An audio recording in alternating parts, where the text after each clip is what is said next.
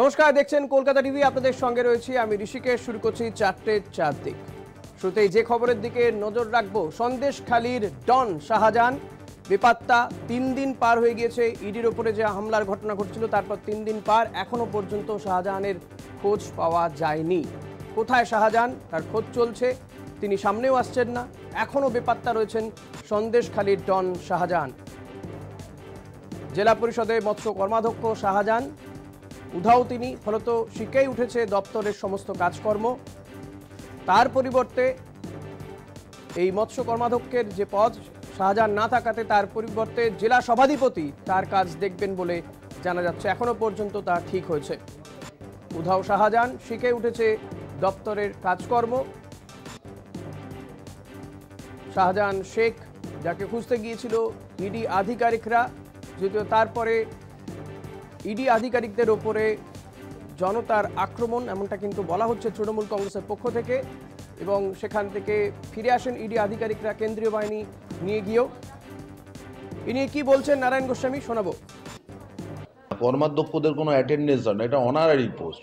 উনি যখন যেদিন আসবেন সেদিনই অফিস করবেন, তো উনি অ্যাবসেন্ট, এটা আপনি বলছেন কি করে? কাজ থেমে থাকবে না। কোনো কর্মাধ্যক্ষ যদি সময় মতো আমার অফিসে না আসে, তার জন্য কাজ থেমে থাকবে না। জেলা পরিষদের WBCS এক্সিকিউটিভ সিনিয়র অফিসার সচিব আছেন, আমার কার্যনির্বাহী আধিকারিক হিসেবে DM আছেন, অতিরিক্ত কার্যনির্বাহী আধিকারিক হিসেবে ADM ZP আছেন, সভাধিপতি হিসেবে আমি আছি। সুতরাং কাজ, মানুষের নাগরিক পরিষেবা কারুর অনুপস্থিতিতে আটকে থাকবে না। এখনো বেপাত্তা রয়েছেন সন্দেশখালীর ডন শাহজাহান। শাহজাহানের কাজের দায়িত্ব নিলেন সভাধিপতি। 3 দিন ধরে তিনি বেপাত্তা, ফলত মৎস্য কর্মাধ্যক্ষের যে পদ সামলান শাহজাহান, সেই দপ্তরের কাজ কিন্তু শিখে উঠেছে, ফলত সেই কাজের দায়িত্ব নিয়েছেন জেলা সভাধিপতি।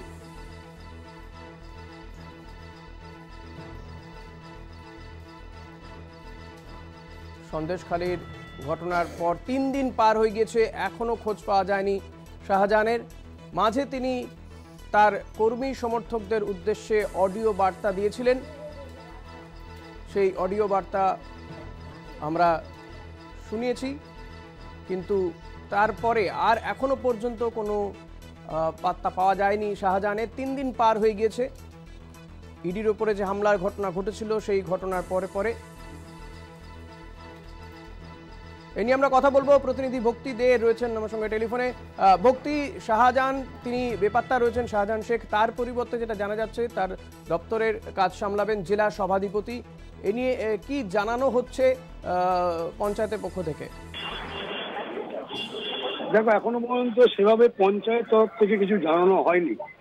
মূলত শাহজাহান যেহেতু নিরুদ্দেশ আছে, এবং শাহজাহান কিন্তু গুরুত্বপূর্ণ কর্মাধ্যক্ষ মৎস্য পানি সম্পদ, সেক্ষেত্রে কিন্তু শাহজাহানের যে কাজগুলো এখনো বাকি আছে বা তিনি নিরুদ্দেশ আছে, সেই কারণে কিন্তু জেলা সভাধিপতি নারায়ণ গোস্বামী এবং তিনি অশোকনগর MLA, তিনি জানিয়েছেন শাহজাহানের অনুপস্থিত থাকার পরও তিনি কাজগুলো দেখবেন এবং ভাগ করে দেবেন যে কাজগুলো কিভাবে এখান থেকে কাজগুলো তৈরি করা হয়, এবং যে কাজ না আটকে থাকে, বিভিন্ন প্রকল্পগুলো না আটকে থাকে।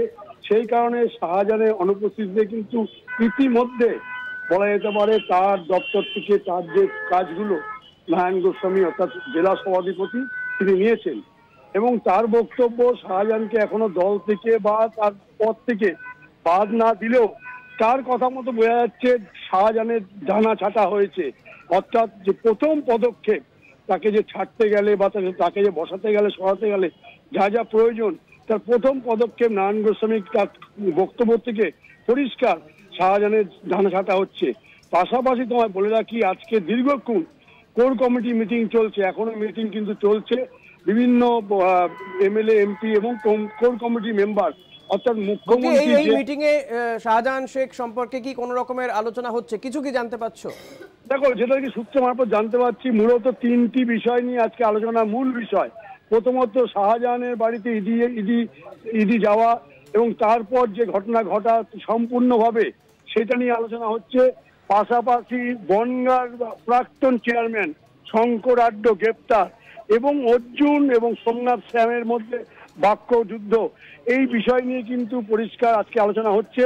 কিছুক্ষণ আগে সোমনাথ শ্যাম বেরিয়ে গেলেন, তিনি জানালেন, তিনি অন্তত যে কথাটা বললেন ক্যামেরার সামনে, তিনি বললেন অর্জুন নিয়ে তার কোনো আপত্তি নেই, দল যাকে দেবে, অর্জুন হোক আর সে যেই হোক, দল যাকে দায়িত্ব করবে অর্থাৎ ওখানকার যে সাংসদ তৈরি করবেন, প্রার্থী হবেন, সেক্ষেত্রে তিনি দল যাকে দাঁড় করাবেন তিনি তার হয়ে লড়বেন।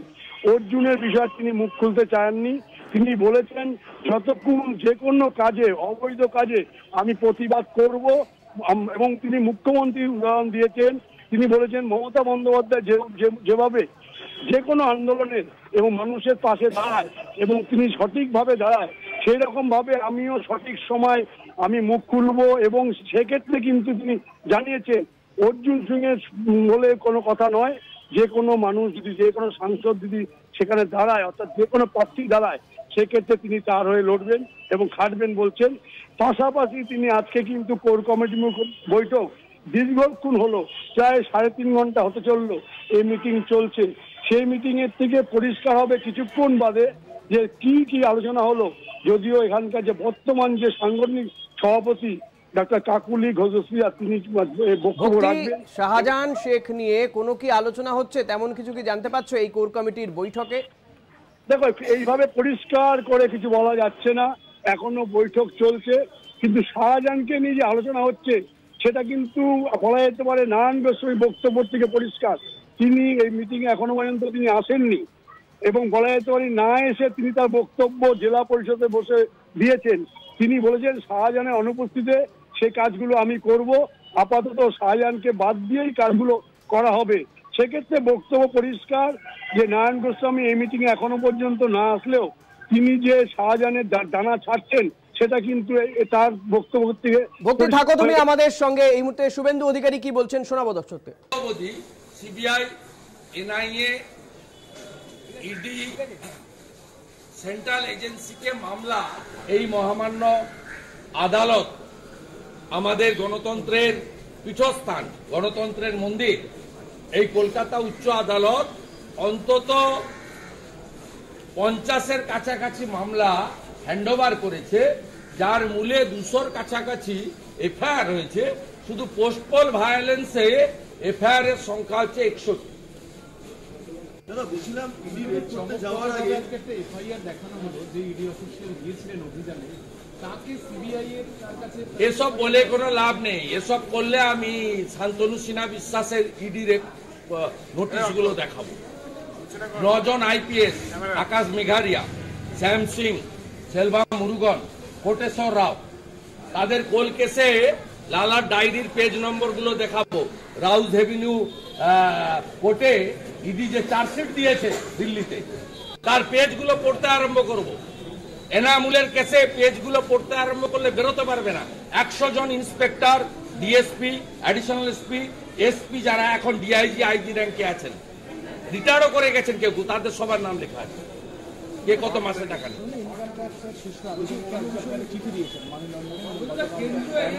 আমি সেকশন কোড করে দিই। কেন্দ্রীয় এজেন্সি মার ফেলে সাধারণ মানুষের নিরাপত্তা। শাহজাহান শেখ তার এখনো পর্যন্ত কোনো খোঁজ পাওয়া যায়নি এবং এদিকে উত্তর 24 পরগনার কোর কমিটি তারা বৈঠকে বসেছে এবং এই কোর কমিটির বলে দিয়েছিলেন মমতা বন্দ্যোপাধ্যায়। প্রথম বৈঠক হচ্ছে আজকে। এই বৈঠকেও শাহজাহান শেখ নিয়ে আলোচনা হতে পারে বলে মনে করা হচ্ছে, যদিও এখনো পর্যন্ত নিশ্চিতভাবে কিছু জানা যায়নি। যদিও শাহজাহান শেখ তিনি 3 দিন অতিক্রান্ত হয়ে যাওয়ার পরও তার কোনো খোঁজ পাওয়া যাচ্ছে না। বেপাত্তা ফলত জেলা পরিষদের কাজ শিখে উঠেছে এবং শাহজাহান শেখের পরিবর্তে জেলা সভাধিপতি তিনি এই কাজের দায়িত্ব নেবেন।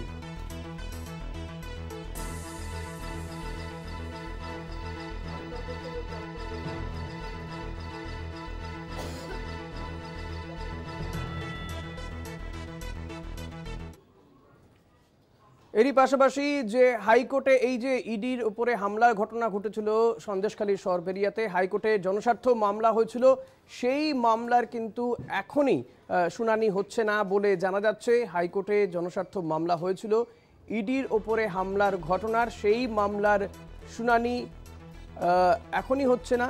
সন্দেশখালী এবং বনগাঁয় যে ইডি আক্রান্ত হয় সেই ঘটনা নিয়ে মামলা করা হয়েছিল। পাশাপাশি প্রধান বিচারপতির দৃষ্টি আকর্ষণ করা হয়েছে এই মামলায়। দৃষ্টি আকর্ষণ বিজেপির আইনজীবীদের একাংশের। জনস্বার্থ মামলা দায়েরের অনুমতি প্রধান বিচারপতির।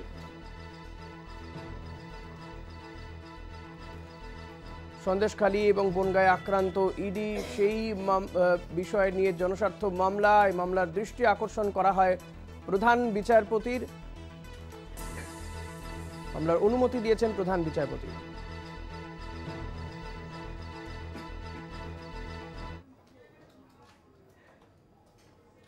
একটা বিরতি নিয়ে ফিরবো, সঙ্গে থাকবেন। এই মুহূর্তে যে খবরের দিকে নজর রাখবো, এ রাজ্যের আইন শৃঙ্খলা নিয়ে বারবারই প্রশ্ন তোলেন বিরোধী রাজনৈতিক দলের নেতা নেত্রীরা। এমনকি যেদিনকে সন্দেশখালীতে আক্রান্ত হন ইডি আধিকারিকরা, সেদিন কিন্তু কলকাতা হাইকোর্টের বিচারপতি অভিজিৎ গঙ্গোপাধ্যায় তিনিও প্রশ্ন তুলেছিলেন। আর আজকে এই আইন শৃঙ্খলা পরিস্থিতি নিয়ে, রাজ্যের আইন শৃঙ্খলা পরিস্থিতি নিয়ে এই প্রথম মুখ খুললেন রাজ্যের মুখ্যমন্ত্রী মমতা বন্দ্যোপাধ্যায় ধনধান্য স্টেডিয়ামে।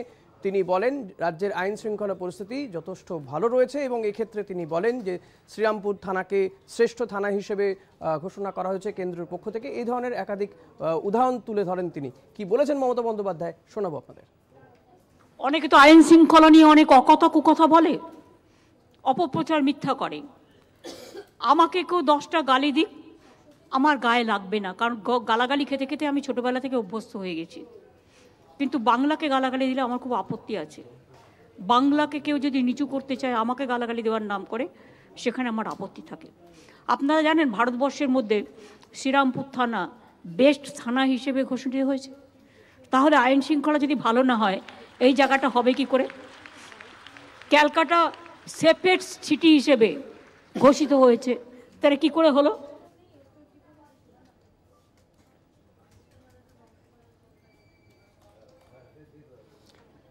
বিলকিস বানো মামলায় এবং বলা যেতে পারে সুপ্রিম কোর্টে বিচার পেলেন বিলকিস বানো। কারণ ধর্ষণ এবং খুনের ঘটনায় যে 11 জনকে দোষী সাব্যস্ত করা হয়েছিল তাদেরকে 2022 সালের 15ই আগস্ট গুজরাট সরকার মুক্তি দিয়েছিল। এবার এই মুক্তি নিয়ে যেমন প্রশ্ন তুলেছে সুপ্রিম কোর্ট, পাশাপাশি তাদের এই 11 জনের মুক্তির নির্দেশও খারিজ করে দিয়েছে দেশের শীর্ষ আদালত। তাদেরকে আগামী 2 সপ্তাহের মধ্যে আবারও জেলে ফিরে যেতে হবে। দেখবে একটি প্রতিবেদন। বিলকিস বানো মামলায় বড় ধাক্কা গুজরাট সরকারের। অভিযুক্তদের জেলে ফেরানোর সুপ্রিম নির্দেশ। লোকসভা নির্বাচনের আগে বিলকিস বানো মামলায় চাপ বাড়ল বিজেপির। গুজরাট হাইকোর্টের নির্দেশ খারিজ সুপ্রিম কোর্টে। বিলকিস বানো ধর্ষণ মামলায় গুজরাট হাইকোর্ট 11 জন দোষী সাব্যস্তকে মুক্তির নির্দেশ দেয়, জানিয়ে তোলপাড় পড়ে যায়।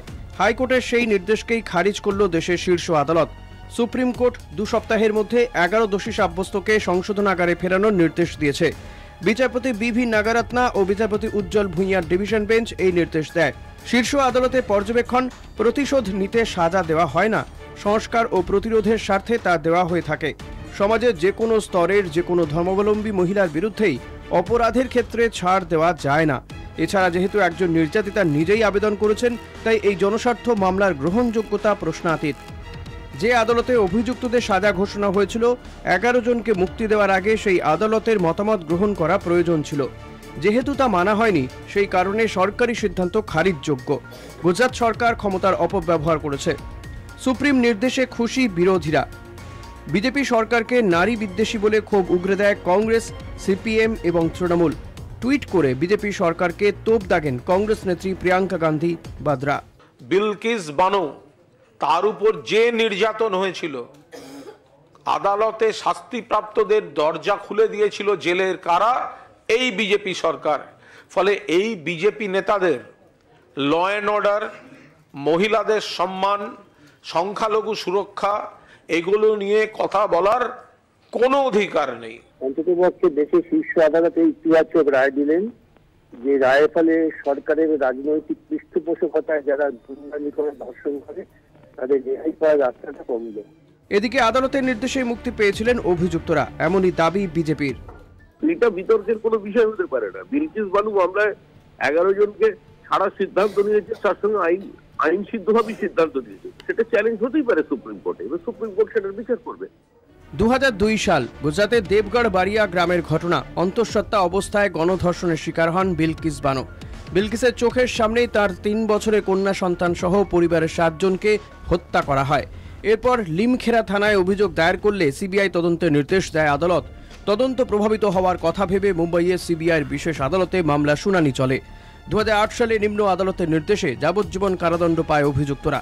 পরে তারা বম্বে হাইকোর্টে আবেদন করলে নিম্ন আদালতের রায় বহাল রাখে বম্বে হাইকোর্ট।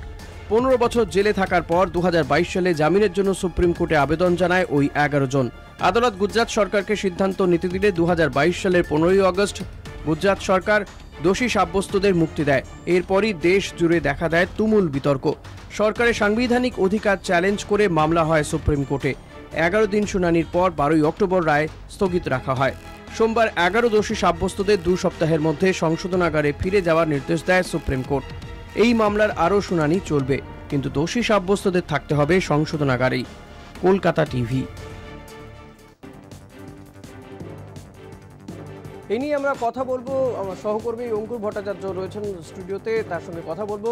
অঙ্কুরদা, কোথাও গিয়ে কি এই যে বিলকিস বানো মামলাতে সুপ্রিম কোর্টের যে নির্দেশ এবং যেভাবে এই তাদেরকে আবারও জেলে ফেরত পাঠাতে বলা হয়েছে, ফলত কোথাও গিয়ে কি 2024 অর্থাৎ এবছরের লোকসভা নির্বাচনের আগে বিরোধী রাজনৈতিক দল নতুন করে একটা ইস্যু আবারও পেয়ে গেল শাসক দলকে কোণঠাসা করার ক্ষেত্রে, এবং বিজেপি কি একটু বিজেপির পক্ষে এটা কি সেটব্যাক হলো? অবশ্যই সেটব্যাক তো বটেই, এবং সেই জায়গা থেকে বিরোধীদের হাতে একটা ইস্যু এবং লোকসভা নির্বাচনের আগে অবশ্যই একটা বড় ধাক্কা ভারতীয় জনতা পার্টির জন্য। এবং এই বিষয়ে রাজনৈতিক বিশ্লেষণ আমরা অবশ্যই শুনবো। আমাদের সঙ্গে রয়েছেন পলিটিক্যাল এডিটর আশিস চট্টোপাধ্যায়। আশিসদা, আমরা সেই তথ্যগুলোও তুলে ধরছি অন্যদিকে দর্শকদের জন্য, যে 2002 সাল থেকে যেভাবে এই ঘটনাক্রম এগিয়েছে সেই বিষয়টিও আমরা দর্শকদের সামনে তুলে ধরছি। আপনারা দেখতে পাচ্ছেন যে 3রা মার্চ 2002 সালে আহমেদাবাদের কাছে বিলকিসের বাড়িতে চড়াও হয় উন্মত্ত জনতা। বিলকিসকে গণধর্ষণ করা হয়, পরিবারের 7 জন সদস্যকে খুন করা হয় সেই সময়। এবং তারপরে আমরা দেখেছি যে এই ঘটনার পর লিমখেড়া থানায় অভিযোগ দায়ের করা হয়। তারপরে সেই মামলা এগোতে থাকে। ডিসেম্বরে সুপ্রিম কোর্টের নির্দেশে সিবিআই তদন্ত শুরু করে এই বিলকিস বানোর অভিযোগের প্রেক্ষিতে। সিবিআই তদন্ত পাওয়ার পর আমরা দেখেছি 2008 সালের 21শে জানুয়ারি বিশেষ আদালতে দোষী সাব্যস্ত হন 11 জন, এবং এই 11 জনকে আজীবন কারাদণ্ডের নির্দেশ দেওয়া হয়। এই গোটা মামলাটি চলেছিল গুজরাটে, যাতে সমস্যা হয় তাই সেই কারণে মুম্বাইতে চলছিল। ডিসেম্বরের 2016-তে বম্বে হাইকোর্টে আবেদন করা হয় এই 11 জন অভিযুক্তর পক্ষ থেকে। বম্বে হাইকোর্টে গিয়ে তারা সেই আবেদন রাখে। বম্বে হাইকোর্ট আজীবন কারাদণ্ডের নির্দেশটা বহালই রেখে দেয় 2017-র মেতে। তারপর 2019 সাল 23 এপ্রিল বিলকিস বানোকে 50 লক্ষ টাকা ক্ষতিপূরণের নির্দেশ দেওয়া হয় শীর্ষ আদালতের পক্ষ থেকে। এই যে তার উপর দিয়ে যে ঝড় গিয়েছে সেই কারণে এই ক্ষতিপূরণ। 13ই মে 2022 অভিযুক্তদের মুক্তি দেওয়া যায় কিনা খতিয়ে দেখতে গুজরাট সরকারকে নির্দেশ সুপ্রিম কোর্টের। এবং খুব তাৎপর্যপূর্ণভাবে 2022-এর 15ই আগস্ট যখন স্বাধীনতার অমৃত মহোৎসব চলছিল, সেই সময়ে 11 জনকে মুক্তি দেয় গুজরাট সরকার। এবং গুজরাট সরকারের সেই যে নির্দেশ তাকেই চ্যালেঞ্জ করে সুপ্রিম কোর্টে মামলা দায়ের হয় 30শে নভেম্বর। এবং তার আবেদন করেন বিলকিস বানো। তার মধ্যে ছিলেন তৃণমূল কংগ্রেসের সাংসদ মহুয়া মৈত্র, ছিলেন সিপিএমের সুভাষিনী আলী, আর ভার্মা অ্যাডভোকেট, এরা সবাই ছিলেন। তারপর 7ই আগস্ট 2023-এ সুপ্রিম কোর্টে চূড়ান্ত পর্যায়ে শুনানি শুরু হয়। এবং সেই শুনানির পর আমরা দেখতে পেলাম যে সুপ্রিম কোর্ট প্রাথমিকভাবে তার রায়দান স্থগিত রাখে এবং 8ই জানুয়ারি অর্থাৎ আজকে গুজরাট সরকারের যে নির্দেশিকা তা খারিজ করে দেওয়া হয়েছে শীর্ষ আদালতের পক্ষ থেকে। 11 জন ধর্ষককে ফের জেলে ফিরতে নির্দেশ দেওয়া হয়েছে সুপ্রিম কোর্টের পক্ষ থেকে। এটাই বিলকিস বানোর যে মামলার তার সালতামামি, আমরা সেই বিষয়ে কথা বলবো। প্রথমত আসলে একটা বিষয়ে জানতে চাইবো যে সুপ্রিম কোর্টই বলেছিল যে এদের আবেদনের ভিত্তিতে যে গুজরাট সরকার খতিয়ে দেখতে পারে যে এদেরকে ছাড় দেওয়া যায় কিনা। আজকে সুপ্রিম কোর্ট বলছে যে গুজরাট সরকারে এদের মুক্তি দেওয়ার কোনো এখতিয়ার নেই। তাহলে এই জায়গায় কি কোনো কন্ট্রাডিকশন আছে? দেখুন, 2022 সালের মে মাসে 13 তারিখে সম্ভবত সুপ্রিম কোর্ট বলেছিল যে গুজরাট সরকার এটা খতিয়ে দেখুক যে তাদের মুক্তি দেওয়া যায় কিনা। আজকে সুপ্রিম কোর্ট যেটা বলছে সেটা কিন্তু সাংঘাতিক মানে চমকপ্রদ আর কি। বলছে যে 11 জন যারা সাজাপ্রাপ্ত তারা জালিয়াতি করে, সুপ্রিম কোর্টের কাছে প্রকৃত তথ্য গোপন রেখে জালিয়াতি করে, they played fraud with the supreme court. Supreme কোর্টের সঙ্গে জালিয়াতি করে তারা ওই মে মাস 2022 সেই অর্ডার বার করেছিল, যার ভিত্তিতে গুজরাট গভর্নমেন্টকে সুপ্রিম কোর্ট বলেছিল সিদ্ধান্ত নিতে, এবং গুজরাট সরকার ওই 11 জনকে মুক্তি দিয়েছে। আজকে সুপ্রিম কোর্ট যেটা বলেছে যে এই ব্যাপারে সিদ্ধান্ত নেওয়ার ক্ষমতাই গুজরাট সরকারের নেই, যেহেতু মামলা মহারাষ্ট্রে হয়েছিল। সুতরাং মহারাষ্ট্রের সরকারের সঙ্গে কনসাল্ট না করে বা তাদের মতামত না জেনে এইভাবে তাদের মুক্তি দেওয়া যায় না।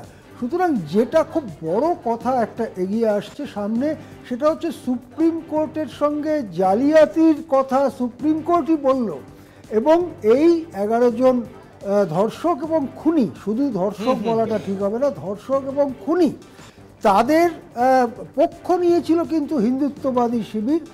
গুজরাট সরকারও তাদের প্রতি সহানুভূতিশীল ছিল, এটা স্পষ্ট বোঝা যায়। কেননা সুপ্রিম কোর্টের থেকে একটুখানি মে মাসে সাড়া পেয়েই সামনের স্বাধীনতা দিবসে, তারা স্বাধীনতা দিবসটা খুব লক্ষণীয়, যে স্বাধীনতা দিবসের পূর্ণ লগ্নে যখন সারা দেশের যে আত্মা ধর্মনিরপেক্ষতা, গণতন্ত্র ইত্যাদি পালন করেন, সেই সময়েতেই সেই দিনে ওই 11 জন ধর্ষক এবং খুনিকে মুক্তি দিয়েছিল গুজরাট সরকার। তাহলে সুপ্রিম কোর্টের সঙ্গে এই ফ্রড করলো কারা, জালিয়াতি করলো কারা? কেবল কি এই 11 জন অপরাধী, নাকি এর সঙ্গে আরও বৃহত্তর শক্তিও যুক্ত? সেই প্রশ্ন কিন্তু আজকে সামনে চলে আসছে। একই সঙ্গে এই যে ঘটনা, যেটা ঋষিকেশও যে প্রশ্ন করছে, অবশ্যই এই প্রশ্নটা ওঠে যে আমরা দেখেছিলাম এরা বেরোনোর পরেই ভারতীয় জনতা পার্টির একাধিক শাখা সংগঠনের পক্ষ থেকে তাদের সম্বর্ধনা দেওয়া হয়, লাড্ডু বিতরণ করা হয়। তাহলে এই জায়গা থেকে আজকের ডেটে দাঁড়িয়ে ভারতীয় জনতা পার্টি রাজনৈতিকভাবে এই ঘটনার জেরে কতটা মানে প্রভাবিত হবে, কি মনে করছেন? দেখুন, এই ঘটনা শুরু হয়েছিল 27 ফেব্রুয়ারি 2002-তে সাবরমতী এক্সপ্রেসে একটা অগ্নিকাণ্ডের ঘটনার অব্যবহিত পরে। তার পরের দিন বিশ্ব হিন্দু পরিষদ গুজরাটে বন্ধ ডাকে। এই বন্ধের সময় থেকে ভয়ঙ্কর অশান্তি শুরু হয়। সেই অশান্তিকে রুখবার কোনো চেষ্টা তৎকালীন গুজরাট সরকার করেনি, এই অভিযোগ বারবার উঠেছে। তৎকালীন গুজরাট সরকারের মুখ্যমন্ত্রী ছিলেন আর কেউ নয়, আজকে যিনি প্রধানমন্ত্রী সেই নরেন্দ্র মোদী। তাই নিয়ে নানান বিতর্ক কোর্টের ফোরামে এবং অন্যান্য ফোরামে নাগরিকদের মঞ্চে হয়েছে। কিন্তু একটি বন্ধ ডাকা হয়েছিল বিশ্ব হিন্দু পরিষদের পক্ষ থেকে। তারপরে বেশ কয়েক সপ্তাহ ধরে ভয়ঙ্কর কাণ্ড ঘটে। তার মধ্যে অন্যতম একটি হচ্ছে বিলকিস বানোর ঘটনা। বিলকিস বানো তখন মাত্র 21 বছর বয়স ছিল, তিনি অন্তঃসত্ত্বা ছিলেন। তাকে গণধর্ষণ করা হয়, তার পরিবারের 6-7 জন সদস্যকে খুন করা হয়। অর্থাৎ এই জায়গাটা থেকে অত্যন্ত গুরুত্বপূর্ণ যে এই এত বড় একটা ঘটনা ঘটে যাচ্ছে এবং ভারতীয় জনতা পার্টি কিন্তু কার্যত সেই জায়গা থেকে তারা সমস্ত ব্যাপারটাতেই তারা একটা মানে আনন্দ করে যাচ্ছে এবং তারা একটা দায়িত্ব নিয়ে নিচ্ছে বলা যায়। আমরা আশিসদার কাছে আবারও এই বিষয়টি নিয়ে তার বিশ্লেষণ একটা শুনবো। আমি আবারও ফিরে যাব নিউজ রুমে ঋষিকেশের কাছে। একদমই, অঙ্কুরদা এবং আশিসদা তোমরা থাকো আমাদের সঙ্গে। এই মুহূর্তে সময় হয়ে গেছে ছোট্ট একটা বিরতি নিয়ে আবারও ফিরে আসব, সঙ্গে থাকবেন আপনারা। ফিরে এলাম বিরতির পর, দেখছেন 4টে চারদিক, আপনাদের সঙ্গে রয়েছি আমি ঋষিকেশ। বিলকিস বানো মামলায় সুপ্রিম নির্দেশের পরে রাজ্যের মুখ্যমন্ত্রী মমতা বন্দ্যোপাধ্যায় তিনি এ নিয়ে ঠিক কি বলছেন শোনাবো আপনাদের। I am grateful for the Supreme Court because this judgment, it itself proves that Bilkis Mamla, the victims are totally scot-free, and it is not to be done because the rapists are freely moving and they are enjoying the power. It won't look nice. The Supreme Court judgment, I admire them to take a strong and bold judgment. অঙ্কুতা, ইতিমধ্যে যেটা নিয়ে আমরা আলোচনা করছিলাম যে এই Bilkis Banu মামলাতে supreme নির্দেশের পরে ইতিমধ্যে বিরোধী রাজনৈতিক দলের নেতা নেত্রীরা কিন্তু সরব হয়েছেন। ফলত কোথাও গিয়ে কি মনে হচ্ছে যে এটা তোমার কাছ থেকেও জানতে চাও, আশিসদার কাছ থেকে জানতে চাওয়া, যে এই যে একটা নতুন করে আবার একটা ইস্যু পেয়ে গেল বিরোধী রাজনৈতিক দলগুলি, তারা কি এই ইস্যুটা নিয়ে এই নির্বাচনে, লোকসভা নির্বাচনের আগে আরও বেশি করে সোচ্চার হতে পারবে? কারণ একাধিক ইস্যু তাদের হাতে আছে, যদিও আমরা সেভাবে সেই ইস্যুগুলোর কার্যকারিতা বা ব্যবহার করতে দেখছি না বিরোধী রাজনৈতিক দলের পক্ষ থেকে। অবশ্যই আশিসদার কাছ থেকে সেই প্রশ্নের উত্তর খুঁজবো। কতটা ব্যাকফুটে যাবে এই রায়ের জেরে বিজেপি, কি মনে হয়? দেখুন, এই জিনিসটা ভারতীয় সমাজে রয়েছে, গত 20 বছর ধরেই রয়েছে। 2002 যদি ধরেন, যখন এই ঘটনা ঘটেছিল, কিন্তু যে কোনো কারণেই হোক গত কয়েক বছরে দেখা যাচ্ছে যে এই বিষয়গুলোকে জোরের সঙ্গে তুলে ধরার ব্যাপারে বিরোধী শক্তিগুলো সেভাবে সফল হতে পারেনি। হয়তো তারা বলেছেন, তারা বলেননি তা নয়, কিন্তু নির্বাচন ইত্যাদিতে তারা সফল হতে পারেননি। কিন্তু আমরা দেখেছি যে রাজনীতিতে, সমাজে কখনো কখনো কোনো একটা বিশেষ সময় একটা বিশেষ ঘটনা ঘটে যায়, যে ঘটনাটা রাজনীতির গতিকেই, রাজনীতির নদীকে অন্যদিকে মোড় ফিরিয়ে দিতে পারে। আমার মনে হচ্ছে যে আজকে যে ঘটনা সুপ্রিম কোর্ট বলেছে তা অত্যন্ত গুরুত্বপূর্ণ এদিক থেকে যে সুপ্রিম কোর্টের সাথে ফ্রড করা হয়েছে, জালিয়াতি করা হয়েছে। গুজরাট সরকারের কোনো অধিকার নেই এদের মুক্তি দেওয়ার, গুজরাট সরকার সেটা জানতো। এই ব্যাপারে মহারাষ্ট্র যেখানে বিচার হয়েছে তাদের মত নেওয়া উচিত ছিল। এই বিষয়গুলো যদি ঠিক মতো তুলে ধরা যায় তাহলে এটা বোঝা যাবে যে হিন্দুত্ববাদী শিবির, বিজেপি, বিশ্ব হিন্দু পরিষদ, আরএসএস ইত্যাদি, তাদের যে হিংস্র ভয়ঙ্কর চেহারা, সাম্প্রদায়িক চেহারা, সেই চেহারাটা আজকে বিরোধীরা যদি ঠিক মতো জিনিসটাকে মানুষের সামনে আনতে পারেন তাহলে মানুষ বুঝতে পারবেন এবং নিশ্চয়ই তাদের মধ্যে প্রতিক্রিয়া হবে এবং সামনে যে লোকসভা ভোট, সেই ভোটে এটা বড় ইস্যু হতে পারে। কিন্তু সত্যিই কি বড় ইস্যু করতে পারবেন বিরোধীরা, সেই প্রশ্নটা নিয়ে আমাদের অপেক্ষা করতে হবে, দেখতে হবে কোন দিকে যায়। অবশ্যই একেবারেই ফিরে যাব নিউজ রুমে ঋষিকেশের কাছে। একদমই অঙ্কুরদা এবং আশিসদা, তোমাদের দুজনকেই অনেক ধন্যবাদ। নিঃসন্দেহে বিলকিস বানু মামলায় এবং বিলকিস বানু নিঃসন্দেহে সুপ্রিম কোর্টের যে নির্দেশ তাতে সুবিচার পেয়েছে বলে মনে হচ্ছে। তবে এই ইস্যুকে বিরোধী রাজনৈতিক দলগুলি আগামী দিনে কিভাবে ব্যবহার করে সেই দিকে আমাদের নজর থাকবে নিঃসন্দেহে। কারণ বিরোধী রাজনৈতিক দলগুলি, যেমনটা আশিসদা বলছিলেন, যে একাধিক ইস্যু পেয়েছেন কিন্তু সেই ইস্যুগুলো নিয়ে সেভাবে সোচ্চার হতে তাদেরকে দেখা যাচ্ছে না। কি হচ্ছে এ রাজ্যে? সরকারি স্কুলে পড়াশোনা ঠিকভাবে হচ্ছে না। আগে জিন্দাবাদ জিন্দাবাদ করত, এখন অন্য কিছু করে। সরকারি স্কুলে পড়াশোনার মান নিয়ে মন্তব্য বিচারপতি অভিজিৎ গঙ্গোপাধ্যায়ের। পাল্টা তোপ তৃণমূল মুখপাত্র কুণাল ঘোষের। এখতিয়ার বহির্ভূত কথাবার্তা বলছেন বিচারপতি, সম্পূর্ণ রাজনৈতিক কথা। বিচারপতিকে সরকারি স্কুলগুলি ঘুরে দেখার আহ্বানও জানান কুণাল ঘোষ। রাজ্যের সরকারি স্কুলের পড়াশোনার মান নিয়ে এবার চাপানোতর শুরু। অবসরকালীন সুযোগ সুবিধা পাচ্ছেন না, এই অভিযোগ তুলেই হাইকোর্টের দ্বারস্থ হয়েছিলেন গোসাবার প্রাথমিক স্কুলের প্রাক্তন শিক্ষক কানাই চট্টোপাধ্যায়। সোমবার এই মামলার শুনানিতে বিচারপতি অভিজিৎ গঙ্গোপাধ্যায় বলেন, কি হচ্ছে এ রাজ্যে? সরকারি স্কুলে পড়াশোনা ঠিকভাবে হচ্ছে না। ছি ছি ছি, আগে জিন্দাবাদ জিন্দাবাদ করত, এখন অন্য কিছু করে। তিনি আরো বলেন, আমাকে অন্য কিছু বলতে বাধ্য করবেন না। ভগবান বৃদ্ধ হয়েছেন, গোলযোগ সইতে পারেন না। বিচারপতি গঙ্গোপাধ্যায়ের এই মন্তব্যের পাল্টা তোপ দাগেন তৃণমূল মুখপাত্র কুণাল ঘোষ। তিনি বলেন, এখতিয়ার বহির্ভূত কথাবার্তা বলেছেন বিচারপতি গঙ্গোপাধ্যায়, সম্পূর্ণ রাজনৈতিক কথা বলছেন। একবার সরকারি স্কুলগুলিতে এসে ঘুরে দেখে যান তিনি। গাঙ্গুলি এখতিয়ার বহির্ভূত কথাবার্তা বলছেন। জাস্টিস গাঙ্গুলি যা বলছেন সম্পূর্ণ তার রাজনৈতিক কথাবার্তা। যখন জাস্টিস গাঙ্গুলির দল তুলে দিয়েছিল প্রাথমিক থেকে ইংরেজি কম্পিউটার ঢুকতে দেবে না বলে, তখন তার প্রাথমিক শিক্ষা এবং শিক্ষা ব্যবস্থা নিয়ে কোথায় ছিল? আজও সরকারি স্কুলগুলো নিশ্চয়ই নানা সমস্যা আছে, কিন্তু তার মধ্যে যেভাবে মেধা সম্পদ তৈরি করছে, মেধা এগিয়ে দিচ্ছে, তো সেটা উনি সেগুলোকে খাটো করে দেখছেন। উনি সঠিক কথা বলছেন না। আমি জাস্টিস গাঙ্গুলিকে বলছি, একবার হিন্দু হেয়ার টাকি বা জেলায় জেলায় যে সরকারি স্কুলগুলো আছে সেগুলো একবার ভর্তির সময় আসুন না। ভর্তির যে আগ্রহ দেখবেন তাতে আপনার এই সস্তা রাজনীতি না আপনি ভুলে। যদিও কুণাল ঘোষের সঙ্গে তার সম্পর্ক ভালো বলেই বেশ কিছু তীর্যক মন্তব্য করেন বিচারপতি অভিজিৎ গঙ্গোপাধ্যায়। বিচারপতি বলেন, তিনি একদিন আমার চেম্বারে এসেছিলেন, কথা বলে ভালো লেগেছে। ওনার সঙ্গে আমার বন্ধুত্বের সম্পর্ক। ওনার উপন্যাসের কয়েকটা বই দিয়েছেন, আমি পড়েছি, ভালোই লিখেছেন। এরপরেও আমায় গালাগালি করেন তিনি, তাতে অসুবিধা নেই। তিনি তার জায়গা থেকে এই কথা বলেছেন। সেদিন টুল নিয়ে বাইরে বসতে বলেন, তাতে আমি কিছু মনে করিনি। তার সঙ্গে সম্পর্ক ভালো, বন্ধুত্বপূর্ণ সম্পর্ক। বিচারপতি অভিজিৎ গঙ্গোপাধ্যায় আরো বলেন, কল্যাণ বন্দ্যোপাধ্যায়ও তাকে পদত্যাগ করতে বলেছিলেন। ভেবেছিলেন এদিন সকালে সে পদত্যাগ করার কথা বলবেন, তবে তাদের মধ্যে ভালোবাসা এবং শ্রদ্ধার সম্পর্ক রয়েছে বলে জানান বিচারপতি। কলকাতা টিভি।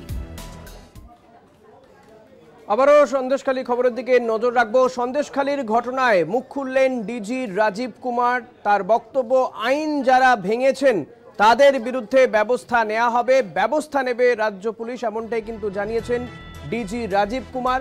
সন্দেশখালীর ঘটনায় মুখ খুললেন ডিজি রাজীব কুমার। সন্দেশখালী সরবেরিয়াতে সেখানে শাহজাহান শেখের বাড়িতে গিয়ে আক্রান্ত হন ইডি আধিকারিকরা এবং সেই ঘটনার পরিপ্রেক্ষিতেই প্রায় 3 দিন পরে মুখ খুললেন ডিজি রাজীব কুমার। আইনি ব্যবস্থা নেবে রাজ্য পুলিশ, এমনটা জানিয়েছেন। শুক্রবার সন্দেশখালীতে ইডি অভিযানে যায়, সেখানে গিয়েই আক্রান্ত হন ইডি আধিকারিকরা। এই নিয়ে আমরা কথা বলবো, আমাদের প্রতিনিধি রিয়া মাঝি রয়েছেন আমার সঙ্গে টেলিফোনে। রিয়া, এক্ষেত্রে ডিজি রাজীব কুমারের আর কি বক্তব্য? দেখো, তোমাকে জানিয়ে রাখবো, ডিজি রাজীব কুমার তিনি এই সন্দেশখালীর ঘটনায় মুখ খুললেন এবং এই রাজ্য পুলিশের প্রধান তিনি কিন্তু এবার এই বিষয় নিয়ে তিনি মুখ খুলেছেন। তাকে যখন শেখ শাহজাহান নিয়ে প্রশ্ন করা হয়, তিনি বলেন যে যারা ল অ্যান্ড অর্ডার সিচুয়েশন তৈরি করেছে, যারা এই কাজ করেছে তাদের বিরুদ্ধে ব্যবস্থা নেব, তিনি কিন্তু এমনই মন্তব্য করেন। তোমাকে আরো একবার জানিয়ে রাখবো যে ডিজি রাজীব কুমার তিনি কোট আনকোট যা বলেন যে যে আইন নিজের হাতে তুলে নিয়েছে তাদের বিরুদ্ধে কড়া আইনি ব্যবস্থা নেব, যেই হোক। শেষে কিন্তু এই বিষয়টাও তিনি মেনশন করেন যে যেই হোক, যেই এই নিজের হাতে আইন তুলে নিয়েছে তাদের বিরুদ্ধে কড়া আইনি ব্যবস্থা নেব, এমনটাই কিন্তু মন্তব্য করেন ডিজি রাজীব কুমার। তিনি যখন কিছুক্ষণ আগেই এই মন্দিরে আসেন, অর্থাৎ এই গঙ্গাসাগরের এই কপিলমুনি আশ্রমে তিনি আসেন, পুজো দেন তিনি। তারপর যখন তিনি বেরিয়ে আসছিলেন, তাকে যখন শেখ শাহজাহান নিয়ে প্রশ্ন করা হয়, তিনি কিন্তু একদম স্পষ্ট তিনি জানিয়ে দেন, হয়তো তিনি নিজে মুখে শেখ শাহজাহানের নাম নেয়নি, কিন্তু আমরা যখন তাকে প্রশ্ন করেছিলাম যে শেখ শাহজাহান নিয়ে আপনি কি বলবেন, কারণ যে ঘটনা ঘটে গিয়েছে সন্দেশখালীতে, যেটা নিয়ে রীতিমতো রাজ্য রাজনীতি তোলপাড় হচ্ছে, সেই বিষয় নিয়ে ডিজি, যিনি কিনা রাজ্য পুলিশের প্রধান ডিজি রাজীব কুমার, তিনি মন্তব্য করলেন যে যে আইন নিজের হাতে তুলে নিয়েছে তাদের বিরুদ্ধে কড়া আইনি ব্যবস্থা নেব, সে যেই হোক, এমনও মন্তব্য কিন্তু করলেন ডিজি রাজীব কুমার। একদমই, অনেক ধন্যবাদ রিয়া। কথা বলছিলাম আমাদের প্রতিনিধি রিয়া মাঝির সঙ্গে। ডিজিপি রাজীব কুমার তিনি বলেছেন সন্দেশখালী ঘটনায় যারা আইন হাতে তুলে নিয়েছেন তাদের বিরুদ্ধে ব্যবস্থা নেওয়া হবে, ব্যবস্থা নেবে রাজ্য পুলিশ। ঠিক কি বলেছেন রাজীব কুমার, শোনাবো আপনাদের।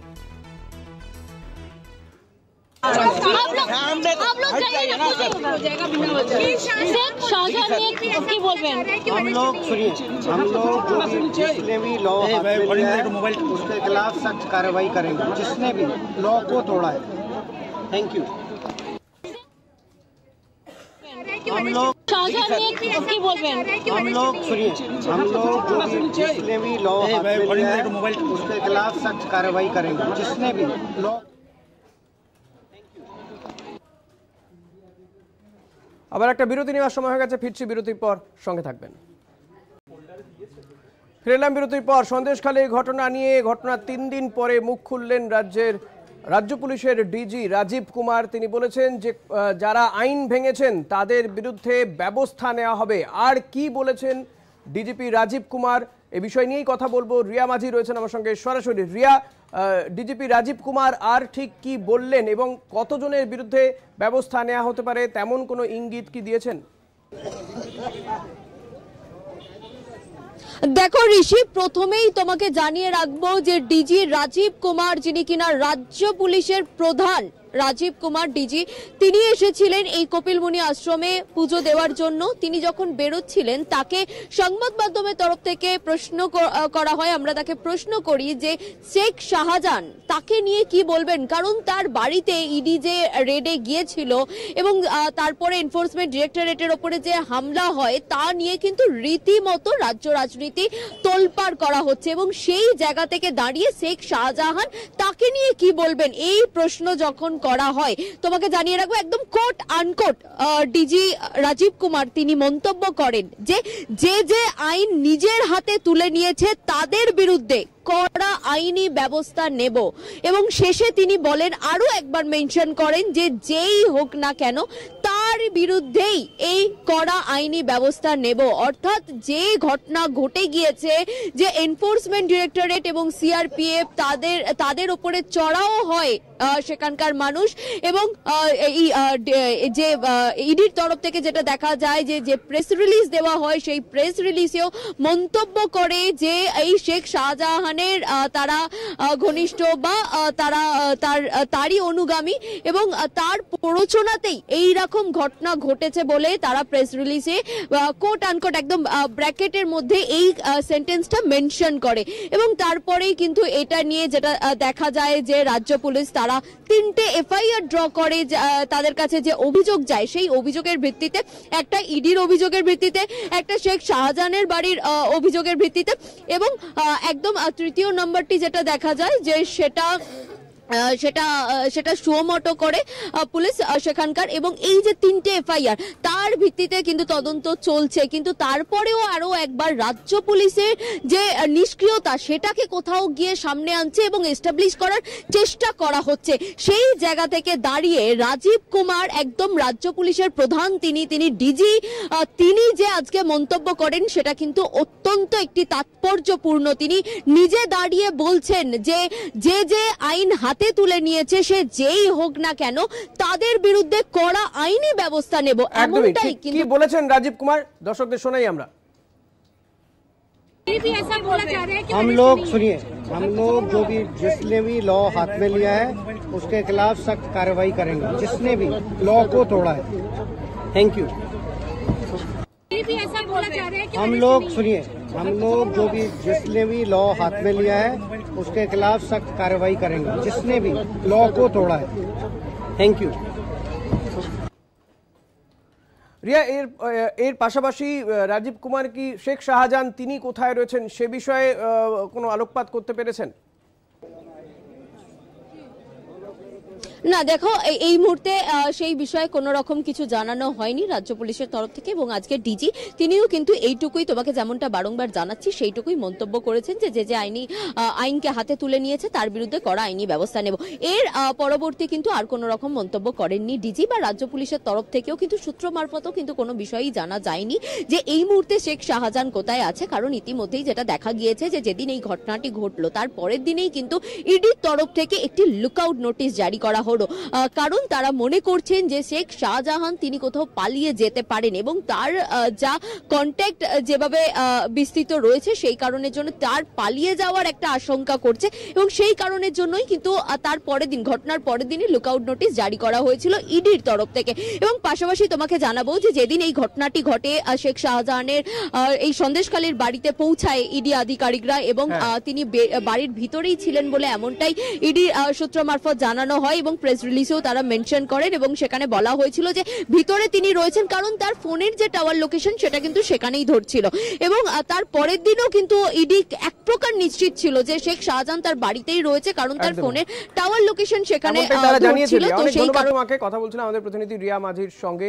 নিঃসন্দেহে এই যে সন্দেশখালীর ঘটনা, ইডির ওপরে হামলার ঘটনা, এই ঘটনা নিয়ে রাজ্য পুলিশের কি অবস্থান সেটা জানালেন রাজীব কুমার।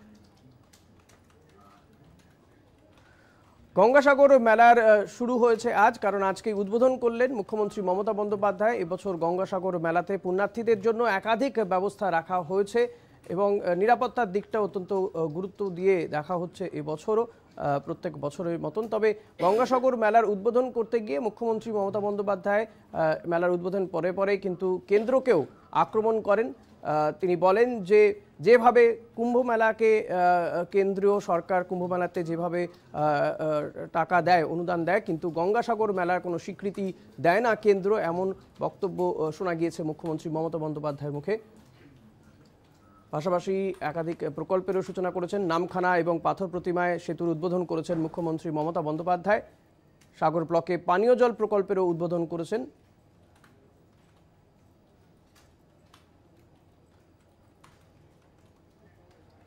রিয়া মাঝি রয়েছেন আমার সঙ্গে সরাসরি। রিয়া, গঙ্গাসাগর মেলার উদ্বোধন করে মুখ্যমন্ত্রী মমতা বন্দ্যোপাধ্যায় যেমন উদ্বোধন করলেন, পাশাপাশি একাধিক প্রকল্পেরও সূচনা করেছেন তিনি আজকে, এবং তিনি কেন্দ্রীয় সরকারকেও কিন্তু আক্রমণ করেছেন এই গঙ্গাসাগর মেলাকে কেন্দ্র স্বীকৃতি দেয় না বলে। আর ঠিক কি বললেন?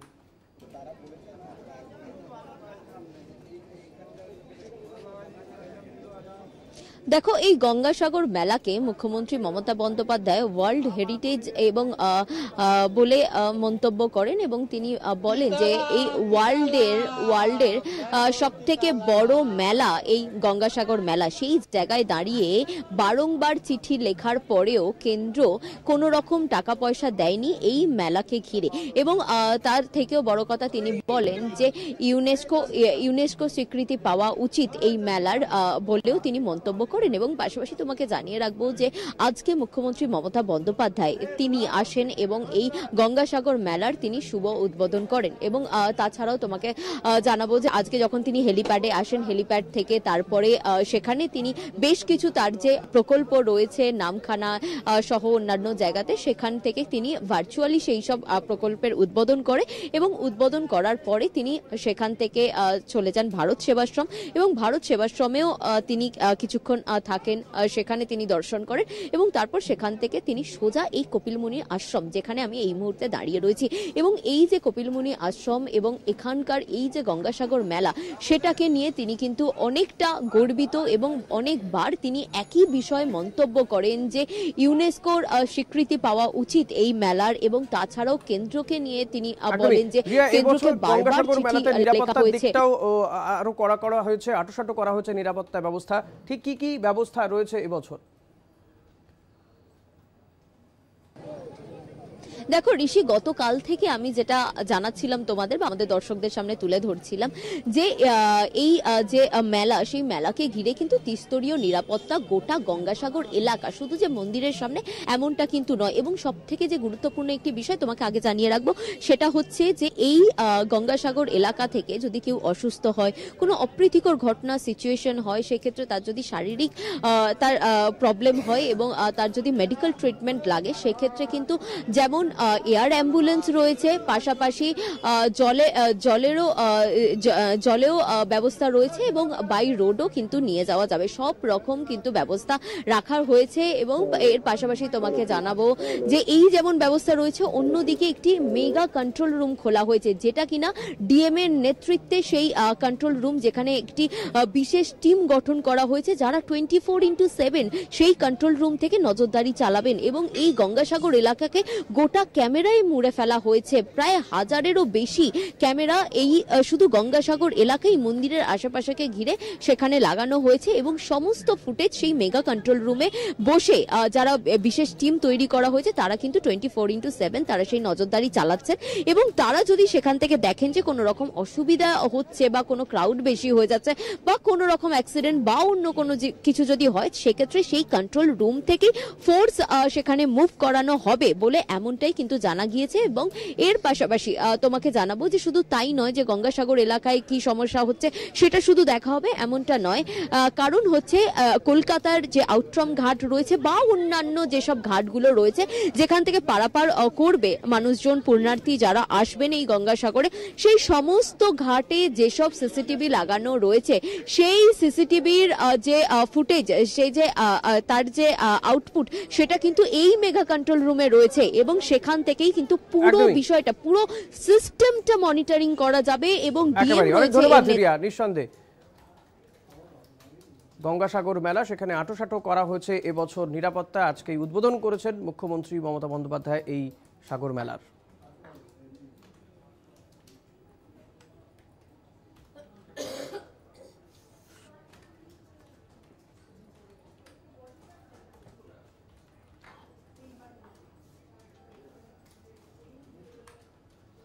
ভারতের প্রধানমন্ত্রী নরেন্দ্র মোদীকে খোঁচা দেওয়ার মাসুল দিতে হচ্ছে। আপনাদেরকে জানাবো, ভারতের প্রধানমন্ত্রী নরেন্দ্র মোদীকে খোঁচা দেওয়ার মাসুল দিতে হচ্ছে। প্রতিবেশী রাষ্ট্র মালদ্বীপকে, পর্যটন প্রধান অর্থনীতি নির্ভর মালদ্বীপকে বয়কটের ডাক দিয়েছে ভারতীয় সিনেমা ও ক্রিকেট জগতের তারকারা। উল্টে প্রধানমন্ত্রীর আবেদনের সাড়া দিয়ে সেলেব মহল যেভাবে পর্যটনের গন্তব্য হিসেবে লাক্ষাদ্বীপের প্রচারে মেতেছেন, তাতে মালদ্বীপের শয়ে শয়ে বুকিং বাতিল হতে শুরু করেছে। বলিউড অভিনেতা অমিতাভ বচ্চন, অক্ষয় কুমার, জন আব্রাহাম, সচিন তেন্ডুলকর, হার্দিক পান্ডিয়া সহ একাধিক তারকা মালদ্বীপ বয়কটের ডাক দিয়েছে, টুইট করেছেন তারা। এর ফলে মালদ্বীপের পর্যটনে যে বড় প্রভাব পড়তে চলেছে তা বলাই যাচ্ছে। ইতিমধ্যেই ভারতের জনপ্রিয় ভ্রমণ সংস্থা মালদ্বীপের সমস্ত বুকিং বাতিল করে দিয়েছে। মুইজু মালদ্বীপের প্রেসিডেন্ট পদে আসার পর থেকে ভারত বিরোধী কাজ করে আসছেন তিনি। সেই কারণেই আপাতত মুইজুকে নিয়ে কড়া অবস্থান নেওয়ারই ইঙ্গিত দিয়েছে নয়াদিল্লি। মালদ্বীপে পরিবর্তিত বিদেশ নীতি, সেখানকার ঘরোয়া রাজনীতির ওঠাপড়া, মুইজুর চীন ঘনিষ্ঠতার দিকেও কড়া নজর রেখেছে ভারত।